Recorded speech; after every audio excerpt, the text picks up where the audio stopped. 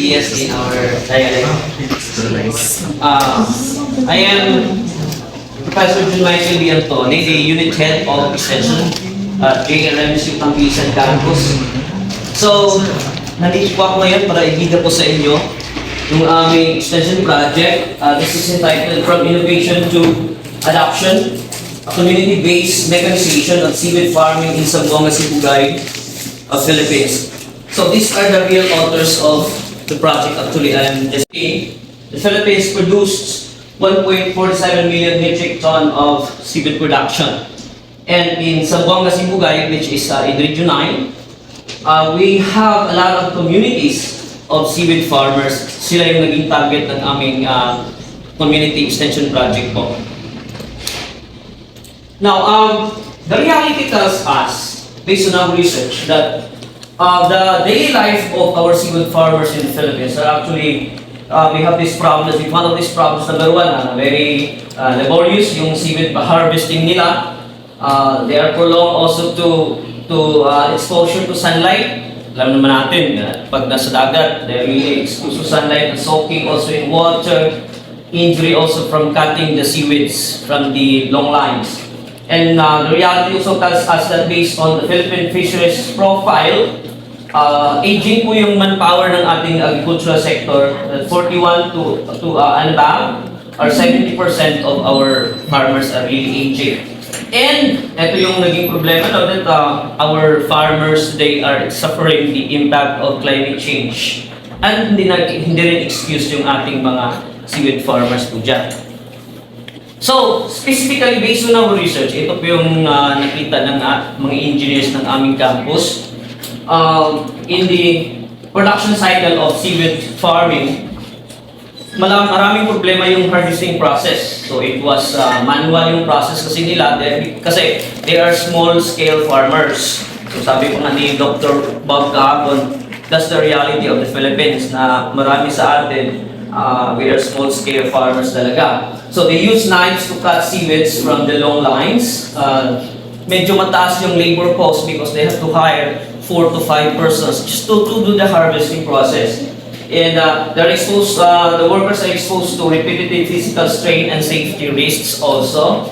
It constrains also the potential for scaling up production, and it limits the income and productivity of our seaweed farmers. So these are the problems that we found out, and these problems have affected a lot of farmers in our Philippine seaweed farming industry. In fact, around 400,000 farmers have been affected. And this may double if or triple if this will not be sold. So ayan. So eto specifically yung problema na nakita namin sa community nearby po sa aming university, kasi nandito po yung university po namin sa Tambilisan po, Philippine setting. So the absence of locally appropriate, cost-effective and field-tested mechanization tools continues to be a critical gap in the Philippine seaweed industry, and that is why, to bridge the gap, our university created a machine. Now this is called, I'll explain to you later on the machine, but the machine is tailored to produce to the Philippine coastal conditions, and it was made specifically for nearshore use, focusing on the ease of operation, affordability and adaptability to small-scale production systems. So it was a research from the very beginning. In fact, it was funded by the NEDA of 3.7 million pesos sa NEDA. After the research, ginawa po namin extension. So we launched a community-based extension that aimed to transfer the mechanized harvesters sa community po. And this initiative was not just limited to the deployment, but also to include the capacity building. We also trained them on the equipment handling, safety, and the maintenance to ensure sustainability of the adoption. So, what we did, the methodology, so we started with the prototyping and the development of the machine, the machine. So, the seaweed harvester was fabricated. It was made actually by BSAB students, yung Bachelor of Science in Agricultural Biosystems Engineering students of our university, with the aid of their advisors, the engineer Alfred Rigora and Professor Yedron Lagud.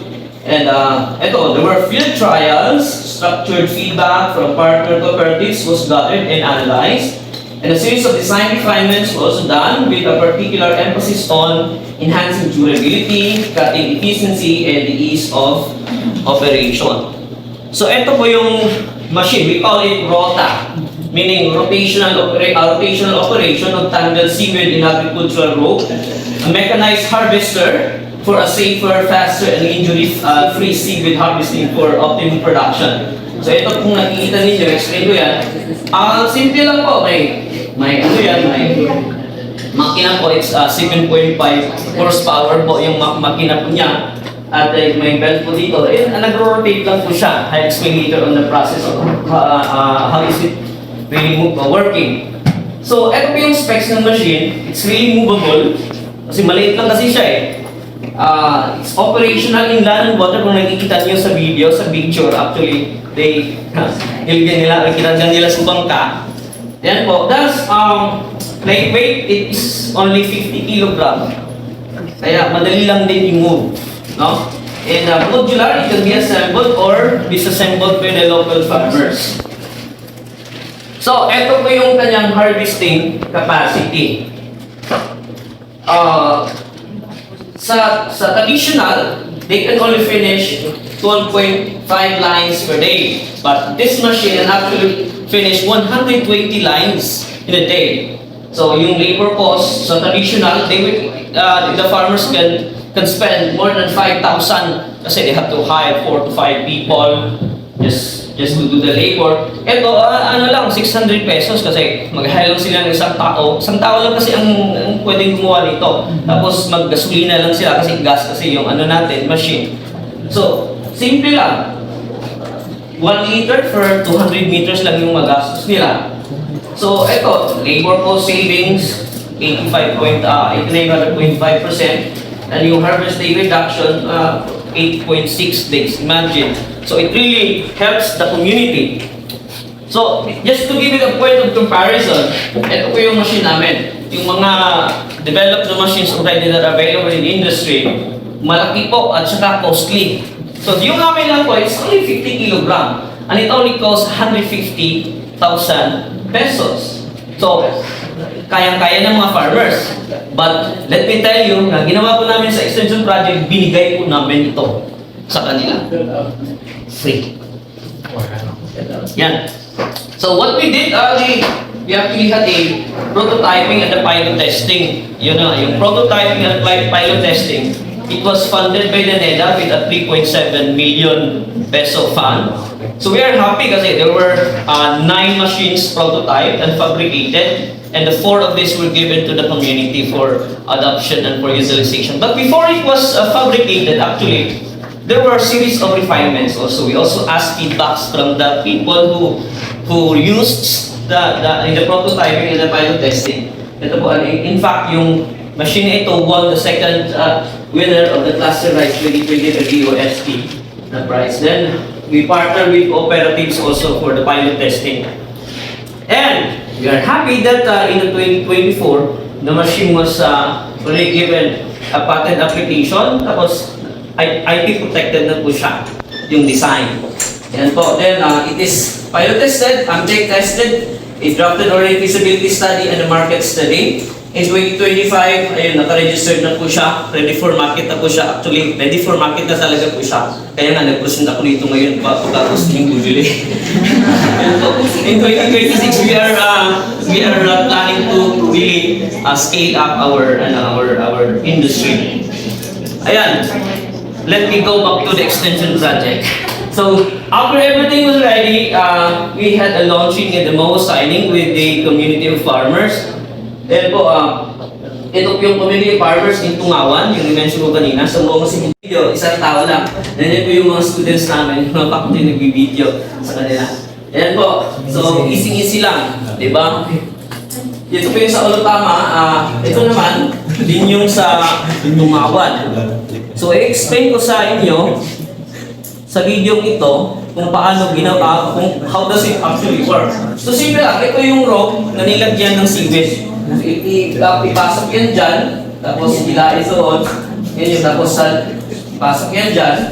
may butas ng konti, tapos ilagay dito sa rotating, sa may likuran. Yan po. Itali lang dyan, tapos ipasok dito sa may konting butas.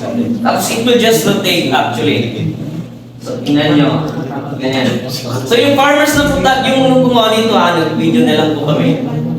So, sila na yung gumawa na part of training kasi namin sa kanila yan. Yan po. Tapos itali yan. Yan po. Tapos nag-rotate po yan. Tapos paanda rin yung makina. Ayan. Simple lang. Diba? O, tapos nag-rotate na yan. Tapos may cutting na siya dyan. Automatic nagka-cut na. Nagka-cut na. So yung isang tao lang mag-harvest, nag-house na lang siya doon sa likuran ng sako. Automatic na papasok doon yung kanilang harvests. Ayan. And that's how it works. Right? So, ito. We also train women. Not only men.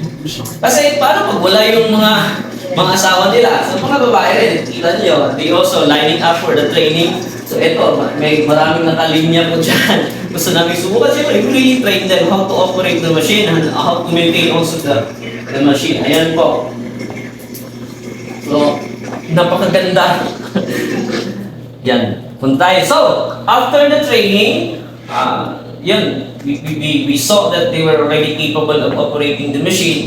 So we already had the technology transfer and the turnover ceremony to the community po. So ito po yung turnover ceremony po namin. We really give them the machine. And after a year, nag-monitor na po kami sa kanila. Kung nakikita ninyo. Ayan po yung machine na binigay namin sa kanila. Nandiyan pa rin. They are still using it until now. And it's still 2 years. 2 years na po. And nakita namin yung durability, yung efficiency, na talagang ginagamit nila yung machine. I think it really helps them. It makes their production process very easy. Nandiyan pa yun. Nandiyan pa yung tarpaulin namin, no? Yan po. Sa monitoring and evaluation namin. So, let us discuss the result based on our monitoring and evaluation. Monitoring pa po namin. So, the machine speed up their harvesting process. In fact, sa manual, 4 hours per 200 meter daw yung kayang ma-harvest nila. But with the machine, just 8 minutes lang, tapos na yung 200 meters na yan. Yan. Then, the machine costs only 600 pesos. And ang fuel cost in that 200 meters na farm, it's only 1 liter. Yan lang po. So, it achieved 95% machine efficiency, harvest day reduction, increased income kasi instead of spending too much time in harvesting, makapangisda pa sila. So, they have another source of livelihood. They can spend their time for other source of living. And the machine was effective for adoption and it made their harvesting process faster, easier, less hazard, and reduce manual labor. Yan po. So yung results ng ginawa po namin, increased the farmers' technical knowledge and confidence. Parang sinasabi kasi nila sa amin, uy, may ganito pala sir.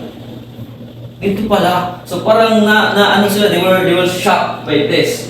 And the farmers could really operate the machines. The farmers are still using the machine up to the present. And ito yung nakikita namin, they are really slowly adopting the modernization and the technological mechanization in their farming of cereals. And po, so to conclude, naging successful po yung aming project. It transformed potential of appropriate mechanization. It reduced labor and enhanced occupational safety. It improved operational efficiency.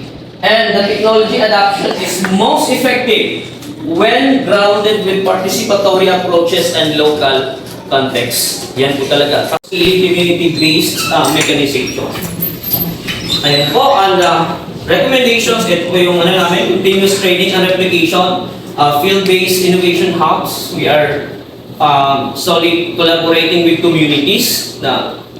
They can also help our local communities for field-based innovation hubs. Policy support kasi walang mangyayaring modernization and industrialization without the support of our government. So we have to tap local government units for this and the scalability planning also.